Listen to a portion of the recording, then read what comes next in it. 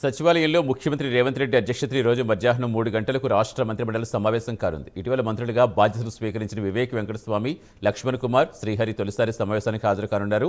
ప్రధానంగా నీటిపారుదల శాఖ ప్రాజెక్టులపై చర్చించే అవకాశం ఉంది. గోదావరి బనకచర్ల ప్రాజెక్టు అడ్డుకోవడంపై ఇటీవల ఢిల్లీలో కేంద్ర మంత్రులు కలిసి తెలంగాణ వాదన వినిపించిన నేపథ్యంలో దీనిపై కేబినెట్ భేటీలో చర్చించి కీలక నిర్ణయం తీసుకునే అవకాశం ఉన్నట్టుగా తెలుస్తోంది. కాళేశ్వరం ప్రాజెక్టుపై తదితర కార్యాచరణపై చర్చిస్తారన్న సమాచారం. రైతు భరోసా నిధులు ఇప్పటికే వేగంగా రైతుల ఖాతాల్లో వేస్తున్నందున ఈ ప్రక్రియలో ఎదురవుతున్న కొన్ని ఇబ్బందులు తొలగించడంపై మంత్రిమండలిలో చర్చించి నిర్ణయం తీసుకుంటారని తెలుస్తోంది. ఇందిరమ్మ ఇల్లు, రేషన్ కార్డులపై చర్చించే అవకాశాలున్నాయి. క్రీడా పాలసీపై చర్చించి కీలక నిర్ణయం తీసుకున్నట్టుగా సమాచారం. మంత్రిమండలి నిర్వహణపైన కొన్ని ముఖ్యమైన నిర్ణయాలు తీసుకునే అవకాశం ఉంది.